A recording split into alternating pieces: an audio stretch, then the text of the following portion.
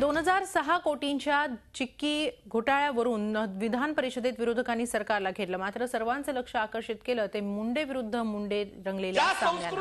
विरोधी पक्षनेते धनंजय मुंडे यांनी चिक्की खरेदीत भ्रष्टाचार झाल्याचा आरोप केला। या घोटाळ्याची हायकोर्टाच्या न्यायाधीशांमार्फत चौकशी करण्याची मागणी धनंजय मुंडेंनी केली आहे। तर आपणच मुख्यमंत्र्यांना या प्रकरणाची चौकशी करण्याचं सांगितल्याचा दावा महिला व बालकल्याण मंत्री पंकजा मुंडेंनी केला। तसंच धनंजय मुंडेंच्या आरोपांना सडेतोड उत्तर दिलं। मात्र मुंडे विरुद्ध मुंडेच्या या सामन्यात विरोधकांनी मोठा गोंधळ घातल्यानं काही काळ विधान परिषदेचं कामकाज तहकूब करण्यात आलं होतं। याच कारणासाठी लाडूची किंवाचा संदर्भ दिलाय कमिशनरांनी ते म्हणले की आत्ताच कशा सापडतात, आत्ताच कसं सापडतंय, हे चुकीचं आहे सगळं। त्याच वेळेस सभापती महोदय तर सन्माननीय मंत्र्यांनी त्या गोष्टीची दखल घेतली असती आणि सूर्यकांता चिक्कीची पुरवठा थांबवला असता सभापती महोदय, आम्हालाही कळालं असतं हा बाणेदारपणा सन्माननीय मंत्र्यांचा की हो चुकीचं झालं तर त्या गोष्टीचं समर्थन मंत्री या राज्यात करत नाहीत। पण ती चूक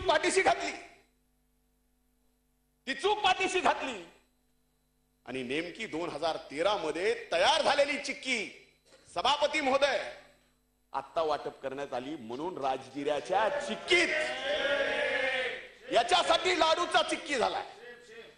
याच कारणासाठी लाडूची चिक्की झाली आहे आणि तीही 30 कोटीची ऑर्डर 80 कोटीची झाली आहे।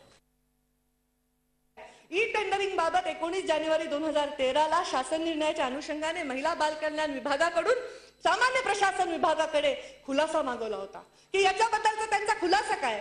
तेव्हा सामान्य प्रशासन विभागाने राज्य शासनाच्या खरेदी धोरणानुसार प्राधिकृत एजन्सी उदाहरणार्थ सीएसपीओ, एमएसएसआयडीसी, डीएमईआर, ईएसआयसी, डीजीएसएनडी यांनी निश्चित केलेला दर करार उपलब्ध असताना वरील शासन निर्णयानुसार सुमारे 10 लाख पेक्षा जास्त खरेदी, कारण तेव्हाची किंमत 10 लाख होती। याच्यामध्ये this GR does not issue any guidelines changes for the current tendering process or any procedures followed by department or tendering except issue the tender in electronic mode. Let me repeat this, except issuing tender in electronic mode instead of paper based tenders असं त्यांनी स्पष्ट सांगितलेलं आहे। It is recommended to continue with the existing rate cards and issue e-tender in case of new rate contract or new rate order or new tender असं त्यांनी स्पष्ट सांगितलेलं आहे सभापती महोदय। आणि त्याच्यामुळे ह्या ई टेंडरिंगचा विषय सुद्धा इथे कुठेही नियमाचं उल्लंघन झालेलं नाही। 1 कोटीच्या वरची ई टेंडरिंग करायचं धोरण हे एप्रिल 2015 मध्ये अस्तित्वात आलेलं आहे आणि त्याच्यानंतर माझ्या विभागाने 1ही रुपयाचं ट्रान्झॅक्शन हे केलेलं नाही। नगरची जिल्हा परिषद राष्ट्रवादी काँग्रेसची हो हे झाले दारू म्हणले राष्ट्रवादी काँग्रेस पक्षाची आहे म्हणून नगर जिल्ह्यामधून हे विषय आला।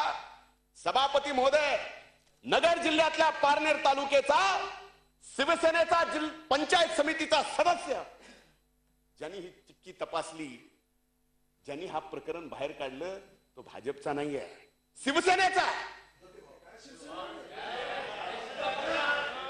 आणि सभापती महोदय एवढ्यावर ते थांबले नाहीत, नगरच्या बस स्टँडवर सूर्यकांताची चिक्की घेऊन बसले, जनतेला बोलवलं चिक्की खा आणि अभिप्राय द्या।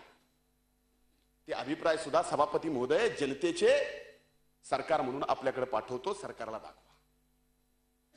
कुठेही पाप करायला पाहिजे होतं पण लहान मुलाच्या चिक्कीत मात्र सभापती महोदय पाप।